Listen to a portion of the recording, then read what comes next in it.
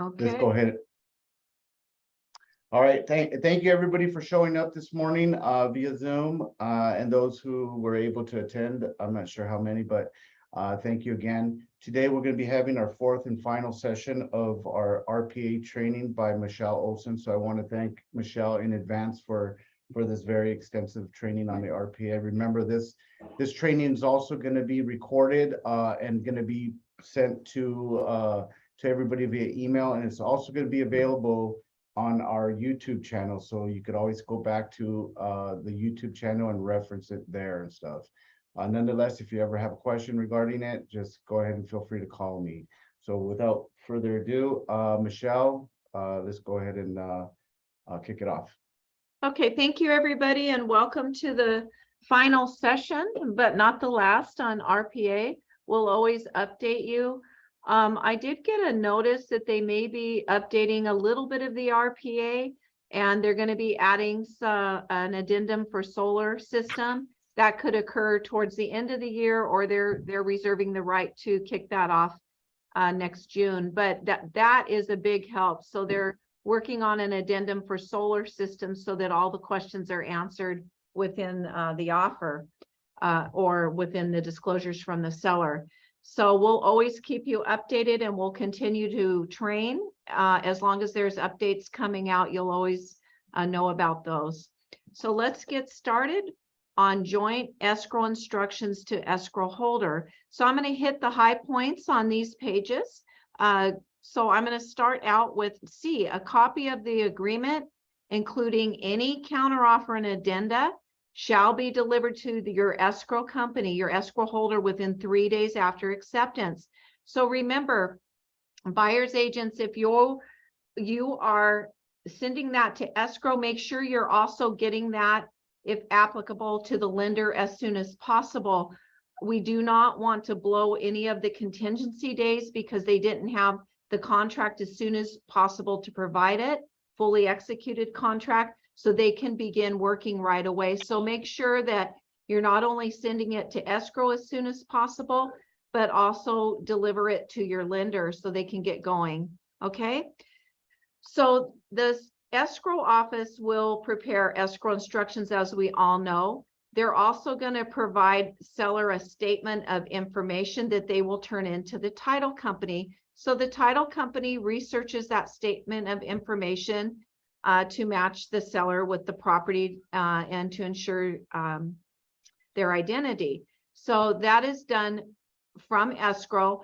A lot of times on the statement of information, I always tell my clients, if you don't want to leave that open, I give them an envelope and let them seal it, and then I'll either drop it off at escrow, or they can, because some of it's personal information. I don't need to see it. If they're uncomfortable, just give them an envelope or have them turn it directly into escrow. Another thing about that is I want to remind you that your escrow officers are very happy to go over escrow instructions and get the signatures on those documents. So don't feel shy. If you want to go down to escrow with your client, meet them there and have the escrow officer go over their instructions and have them signed, then you're welcome to do that, or the client can just go down there. I usually will accompany them if they're doing that.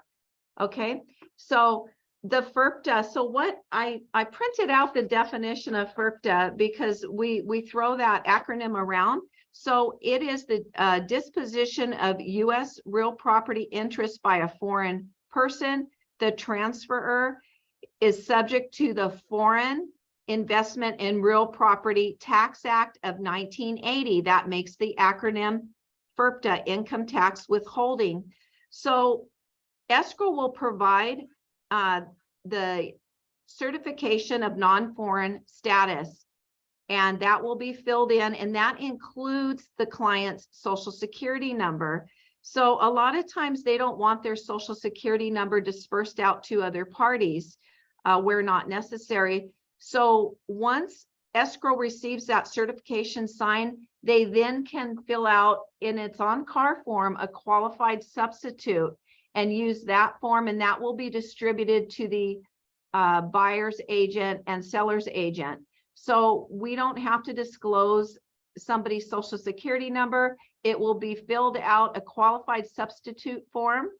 And you can fill out as much as you can, and then escrow will complete it and sign it. And that takes out the social security number so everybody's comfortable. So remember, agents, we're not party to the escrow, except for the brokers for the sole purpose of compensation. Of course, we help during escrow as much as we can, but we are not party to that escrow. So once an escrow holder becomes aware of any of the following things that occurs during escrow, for instance, if a buyer's initial deposit or any additional deposit or down payment has not been made pursuant to this agreement, they need to notify all of the agents. Or if a buyer or seller instructs the escrow holder to cancel escrow, they need to advise everybody and notify them.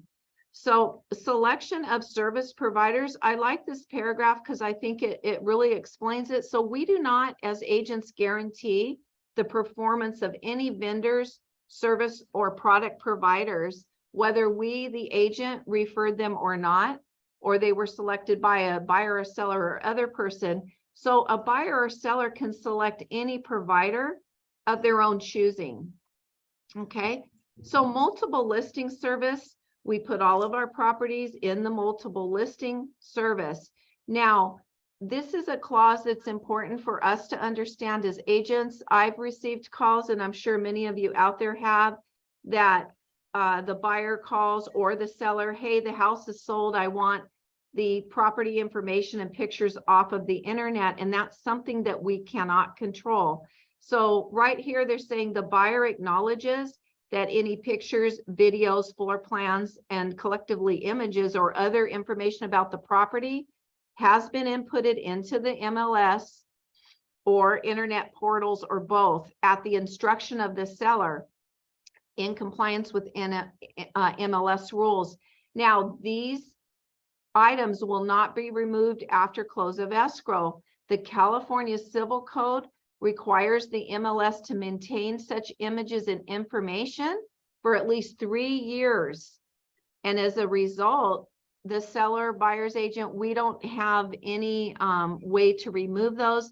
And furthermore, we're under no obligation or ability to remove them. So just bear that in mind, because I know that sometimes people call us and want us to remove pictures or sales price or something from the internet.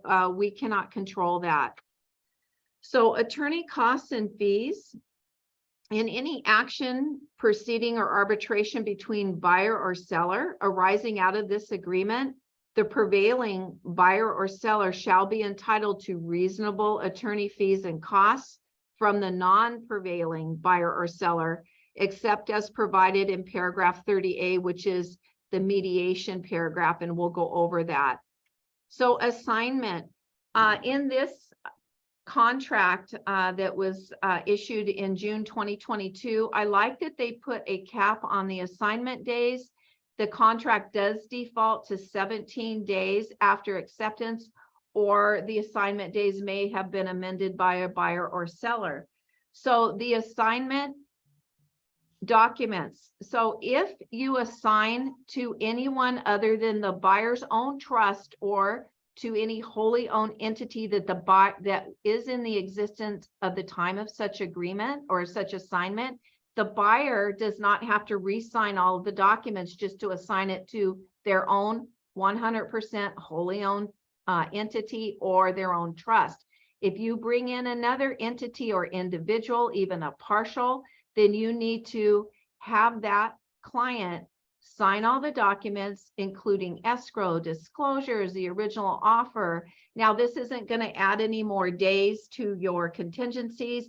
It's merely making them aware of all the documents and obtaining the signatures or initials to ensure that they have those.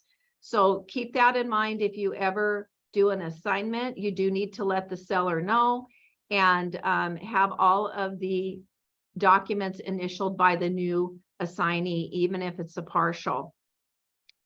So on paragraph 25, the contract goes over some definitions and instructions.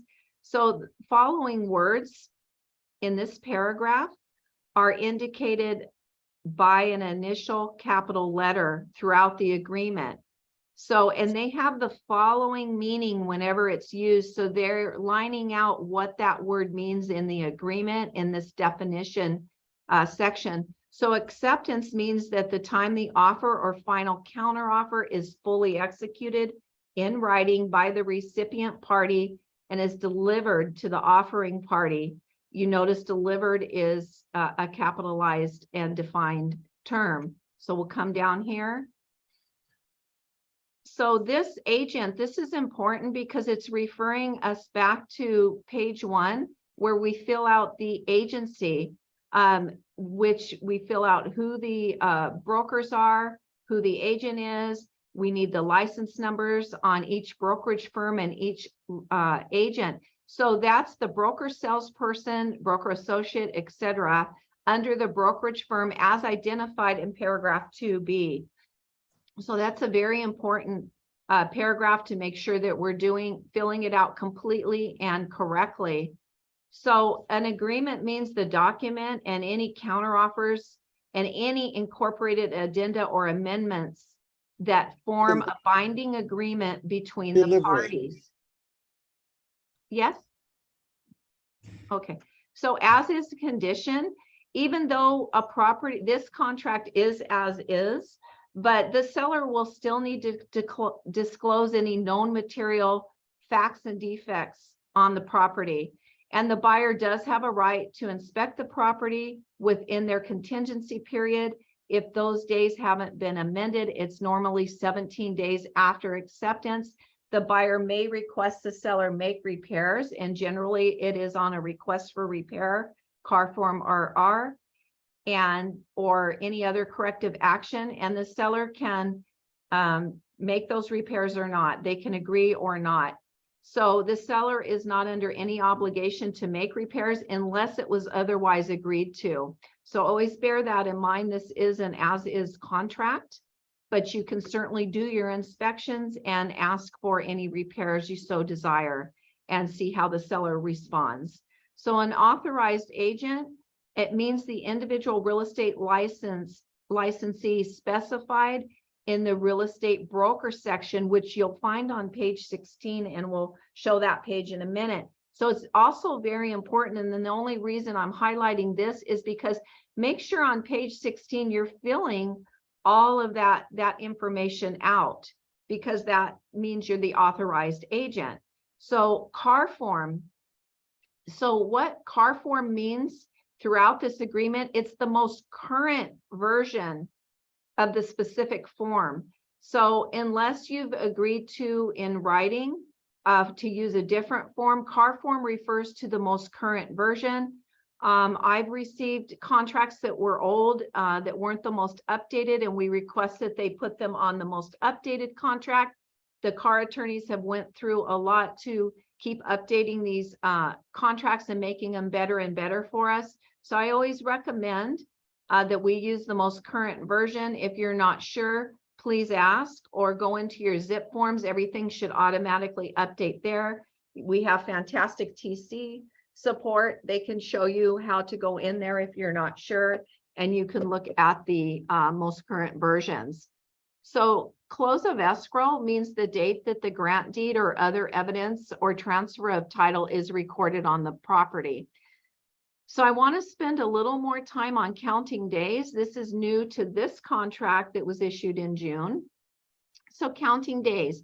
So the first day after an event is the first full calendar day following the event, and it ends at 11:59 p.m. So what does that mean? I receive a counteroffer back, let's say today at 10 a.m. It's fully executed. I've gotten it back.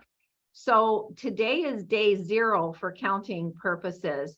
The first full calendar day after the event is going to become day 1. So when you receive your document back, it's going to be day 0. You're going to start counting the next day. Okay, so they've really outlined this to try to make it easier for us to be able to count. So all calendar days are counted in determining the date upon which performance must be completed and it ends at 11:59 p.m. Always keep that in mind on the last day for performance.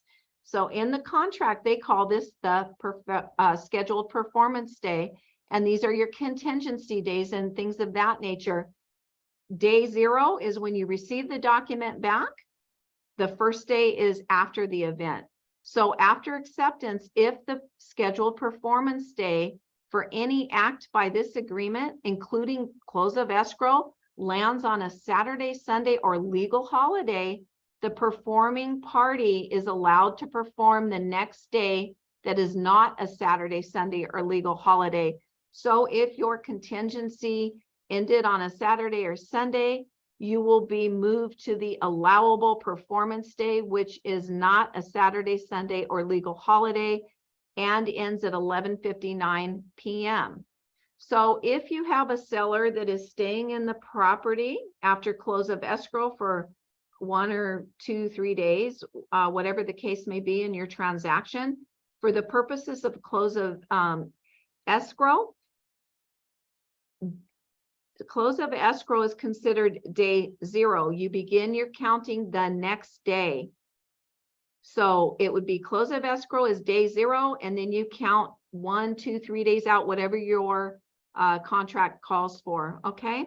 So this is somewhat new. So as long as you understand that when you receive it back, even if I get a counter offer today at 10 a.m., it fully executed, today is my day 0, I begin counting out tomorrow.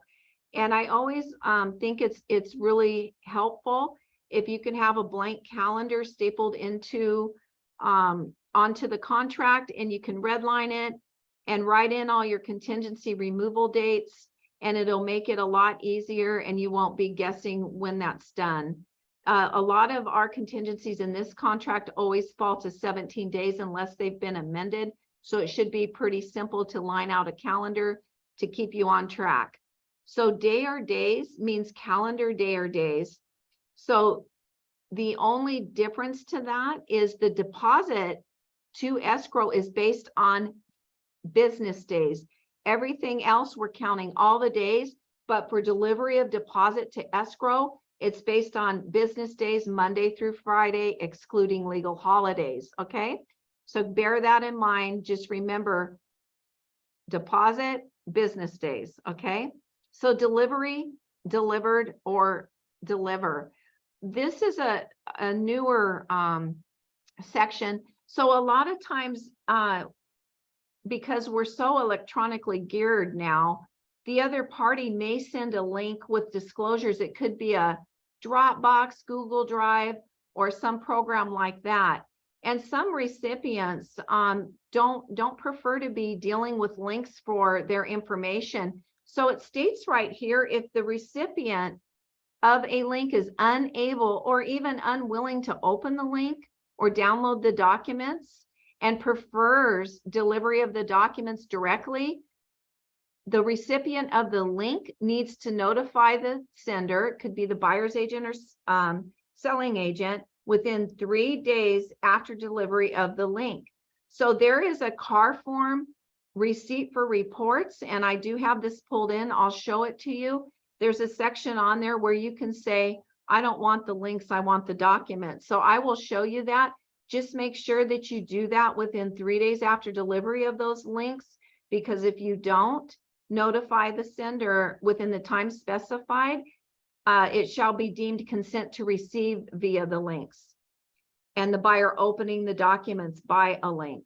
So just bear that in mind. If you know your client or you have an issue with opening links, make sure that you're paying attention and send out that receipt for reports and ask them to send you hard copies or scanned copies of the documents rather than a link. So legally authorized signer, it's an individual who has the authority to sign for the principal. And it says right here, as specified in paragraph 32 or 33. So what they did in this newer agreement is at the back on page 6, I think it's 15 or 16, you'll see that they have representation capacity. There's one for the buyer and one for the seller, if that's the case on your transaction. So if you completely fill that out properly on your offer, then you don't have to pull in another representation capacity separate form. You've already done it at the back of the agreement. Now, if for some reason you miss doing that, don't worry, just pull up the RCSD form, the appropriate form, have it filled out, and add that to your disclosures in your transaction. So otherwise agreed means agreement in writing, no verbal, nothing of that nature. So it needs to be an agreement in writing, and right here, signed by both parties and delivered to each. So terms and conditions of the offer. This is an offer to purchase the property with the terms in this contract contained herein or any addenda or counteroffers. And all the addenda, counteroffers, and the full offer needs to be signed by the parties. Sometimes we'll get a counteroffer back, but they haven't included the whole agreement, and then they, initialed and subject to that counteroffer. Make sure that you're on top of that and getting the full agreement back. You don't want any surprises. You want to make sure if your buyer initialed liquidated damages, that the seller did as well. So I like to have the full agreement back at the same time as the counteroffer. And I do that courtesy when we are the listing agent. I always give the buyer's agent the full contract back, check subject to the counteroffer, and let them have the full document. Even though it takes a little more work, it's a professional courtesy. I don't want them worrying, about getting that document later. So time is of the essence, entire contract. So neither this agreement nor any provision in it may be extended, amended, modified, altered, or changed except in writing and signed by both parties, buyer and seller. So the legal authorized signer, wherever the signature or initials of a legal authorized signer that is identified in page 32 or paragraph 32 or 33, which again is the representation capacity, appear on this agreement, it is deemed to be a representative capacity for the entity and not an individual capacity. So unless otherwise indicated, the legal authorized signer represents that the entity is already in existence and is in good standing to do business in California, and shall deliver to the other party an escrow holder within the time specified in the contract, usually 3 days after acceptance, evidence of authority to act in that capacity.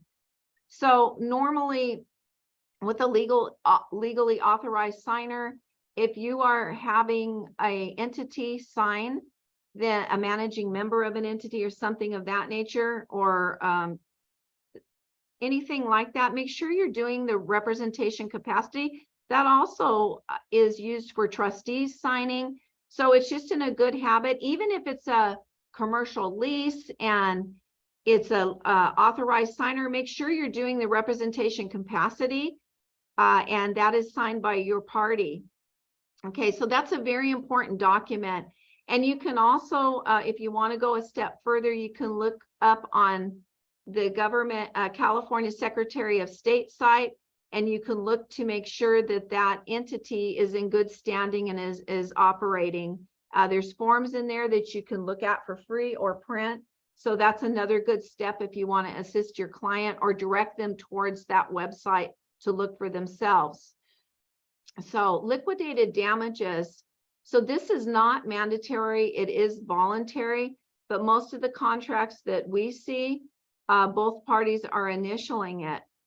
So if a buyer fails to complete this purchase because of a buyer's default, then the seller shall retain as liquidated damages the deposit actually paid if the property is a dwelling of no more than 4 units, meaning it's in the residential realm, and one of which the buyer intends to occupy, then the amount retained shall be no more than 3% of the purchase price.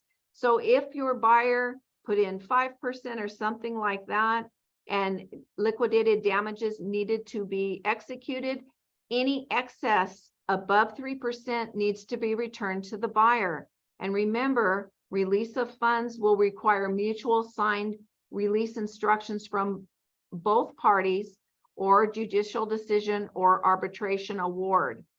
So in here, it's in big bold, it's reminding us that at any time you do an increased deposit, the buyer and seller shall sign the separate liquidated damage provision that's incorporated into the additional deposit. We went over that form, and that will bring in that amount. If you add more to the initial deposit, let's say you only put 2% in, and then you were upping it to another 1%, you do want to make sure that they do fill out and everybody executes the CAR form DID. So remember, this is not mandatory, it's voluntary, but most clients are going to sign it. So mediation, this is independent of whether the clients have signed liquidated damages or arbitration clause.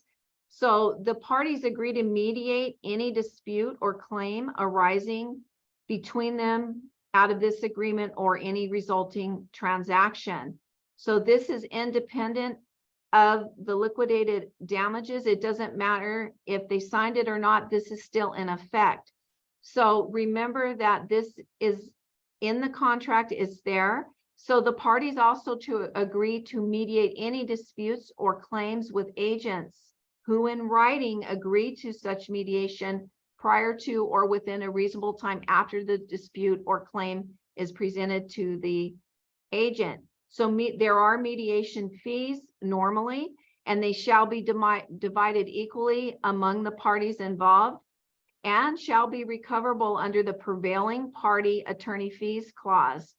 So in mediation, there are some exclusions to mediation, which they outline in the arbitration of disputes clause in 31B. So we're going to drop down to here. So the following matters are excluded from mediation and arbitration.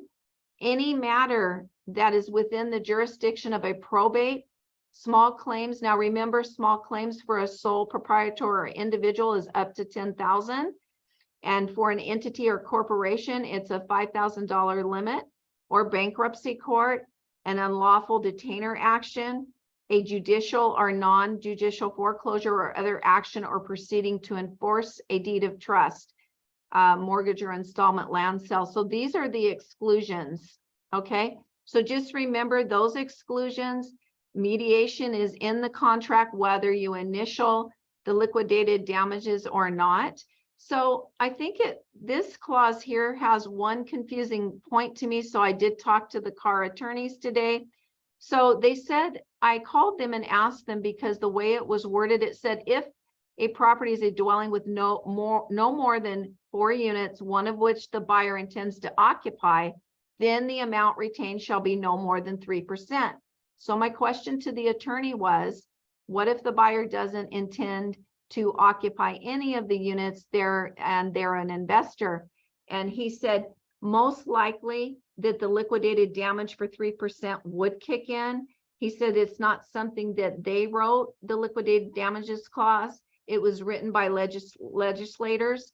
So I wanted to check on that because I found that a little bit confusing, and maybe Peter can elaborate more on that. But the CAR attorney this morning said that most likely if it's no more than 4 units, it's going to be a 3% cap for liquidated damages. Okay.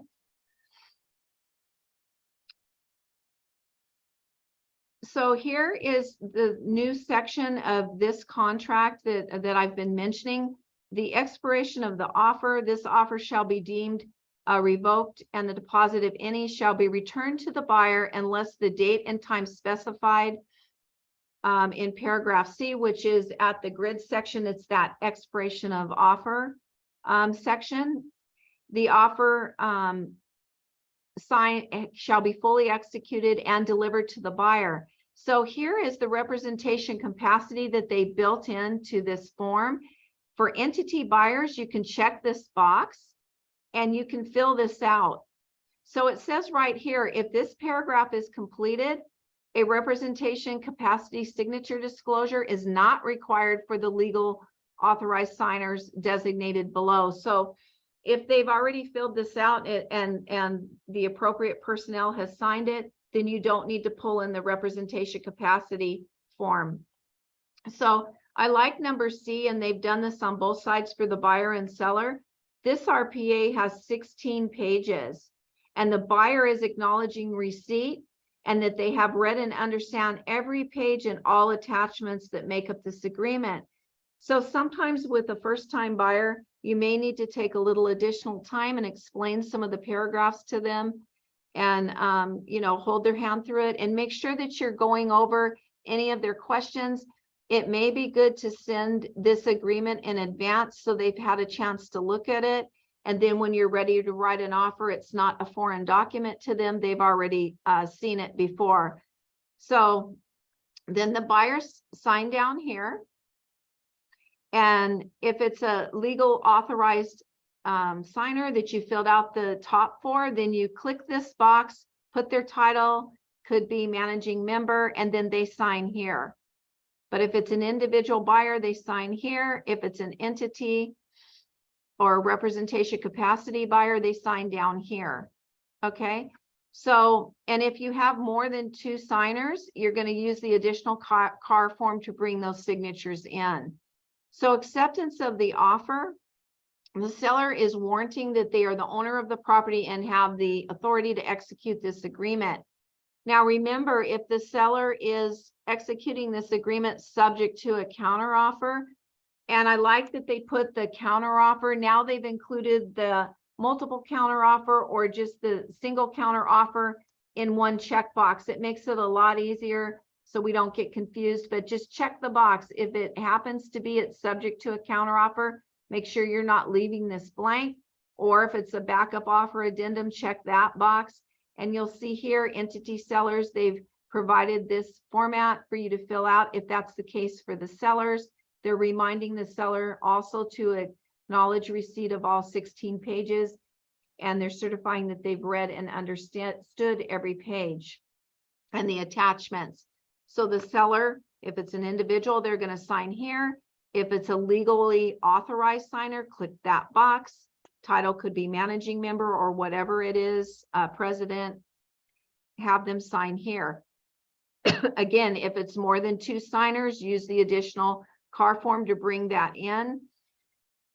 And if you present offers and it's not accepted, it's very important to have the seller initial it, that no counteroffer is being made, and the offer was not accepted by the seller on the date, whatever date you presented it. And remember, DRE requires that we retain all offers, rejected offers, anything like that, or any offers we received on a property for up to 3 years. So make sure that you are retaining those offers for up to 3 years. If you don't know how to store them or what to do with them, let one of us know, but we do need to retain those offers for up to 3 years.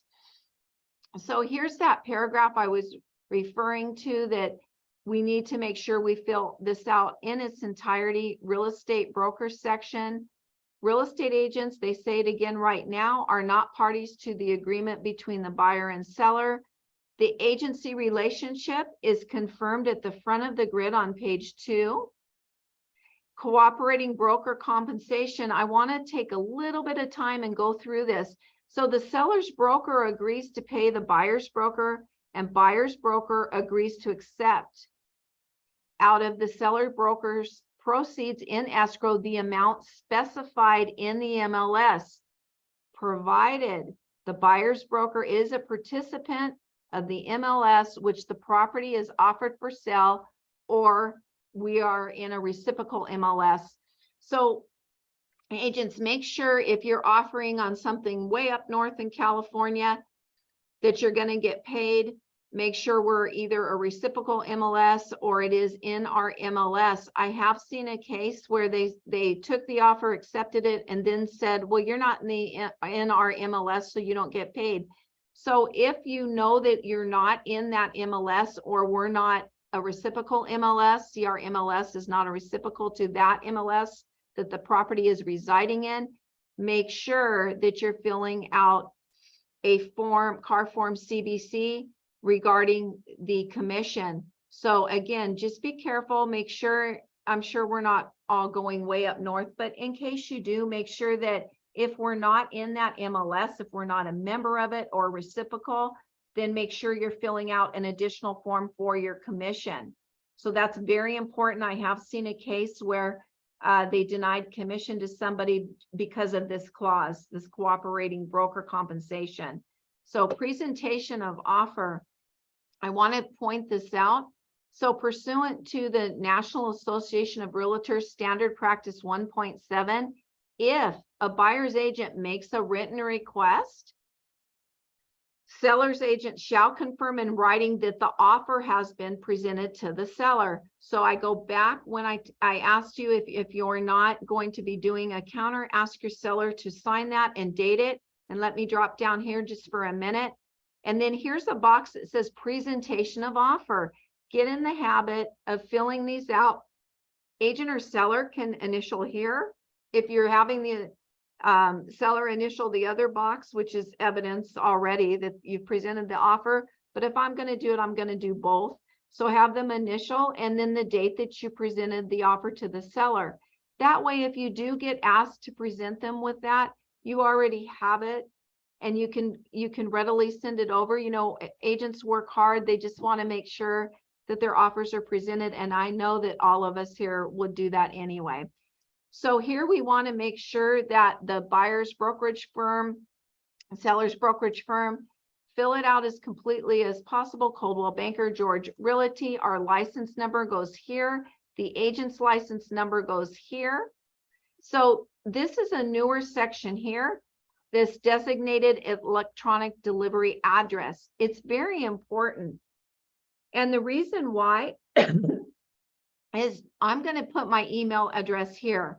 So that's going to be my designated electronic delivery address. Unless I have an alternative email address, I would check this right here where I want that made, the document sent. So you either use your email or you check the box and put an alternative one here where you want the electronic deliveries to go. I don't recommend doing a text message. It's kind of hard to read documents on a text message. So here I would just put NA.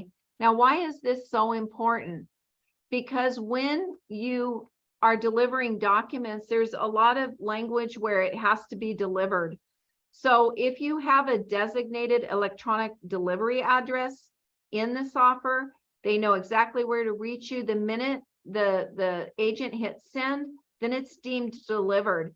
So if you receive an offer, listing agents, without this designated electronic delivery address, I would counter that they provide that, because it's very important. If you had to do a notice to perform or something of that nature, very important documents, you want to make sure that you have this already on file.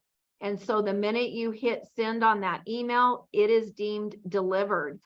And as a professional courtesy, sellers, agents, you should also provide the other side with your electronic delivery address. So you could fill this out on the form when you're signing it and you know, cooperate with the other side and also provide your email or the alternative way that you want that delivered. So make sure that you are incorporating these. Make sure that if it's not their listing agents, to counter for it, because it makes delivery so much easier and you're not having to chase somebody down to make sure that the document was delivered. You hitting send is the delivery, okay? So the escrow holder acknowledgement, this will be completed and sent back to the brokerage for our file, electronic. And if you have a hard file, they'll send this back to you. They will complete this and send it back to us. So I wanted to show you the receipt for reports. So remember, I said if you're not happy with a link, you need to notify them within 3 days. So the receipt for reports coming down here, right here, number 6, reports delivered via link.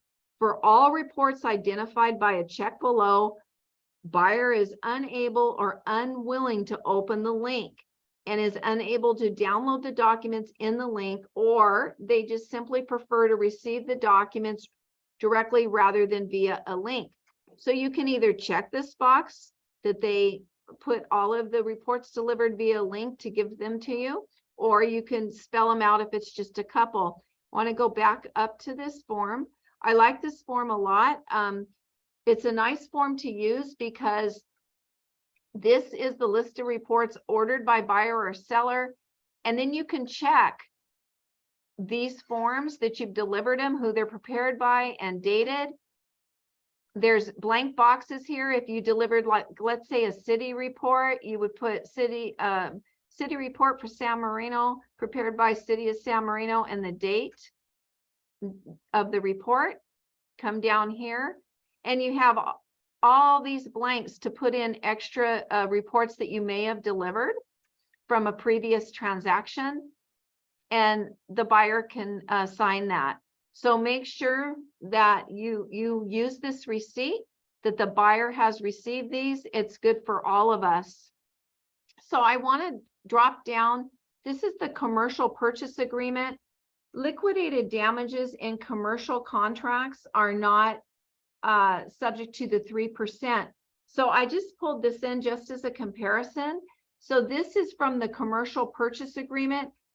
You'll see here there's no 3% in the liquidated damage. Again, this is voluntary. So if a buyer fails to complete this purchase because of the buyer's default, seller shall retain as liquidated damage the deposit actually paid.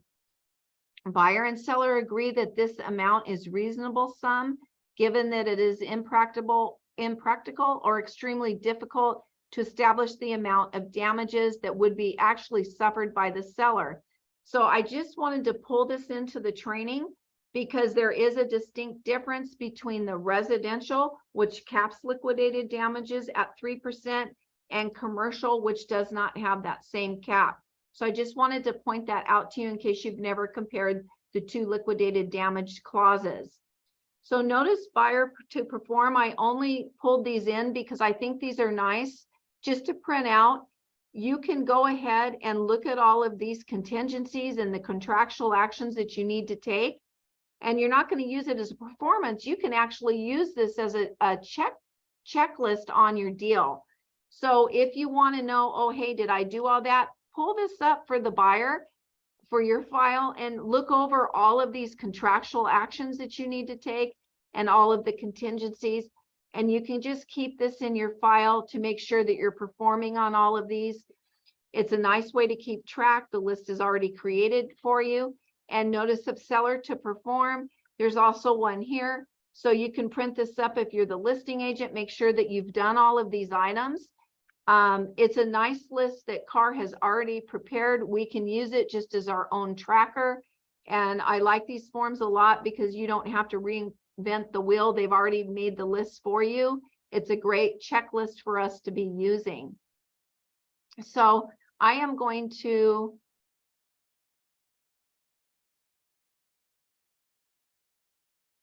I'm going to turn it over to Peter to make any comments, and I'm going to start looking at the chat box.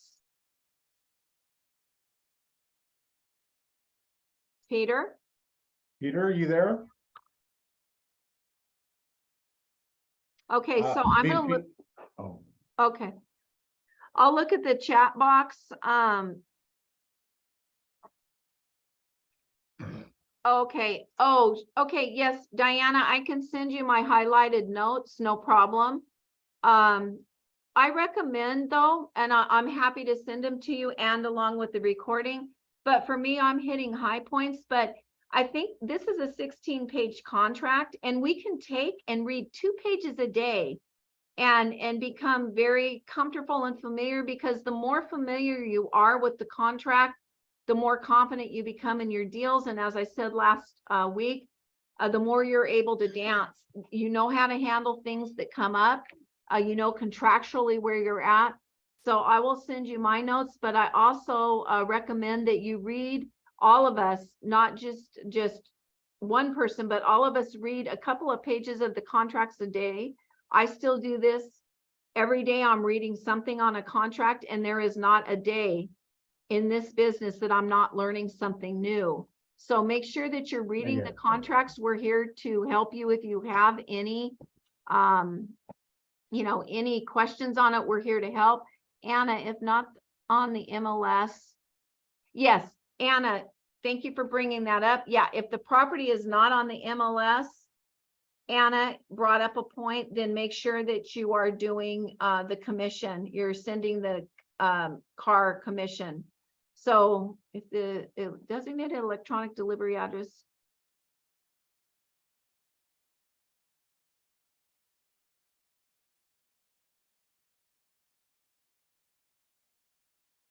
Where can we have the notice documents of buyer and seller?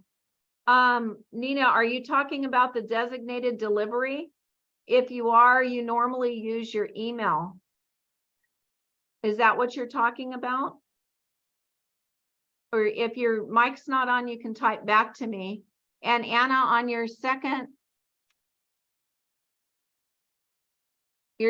question, I'll have to look that other form up. I'm not sure. Or Anna, jump in and add your comment, Anna. Okay, any other questions? If there's no other questions, then we're going to stop the. I have a question. Okay. Sorry. So what is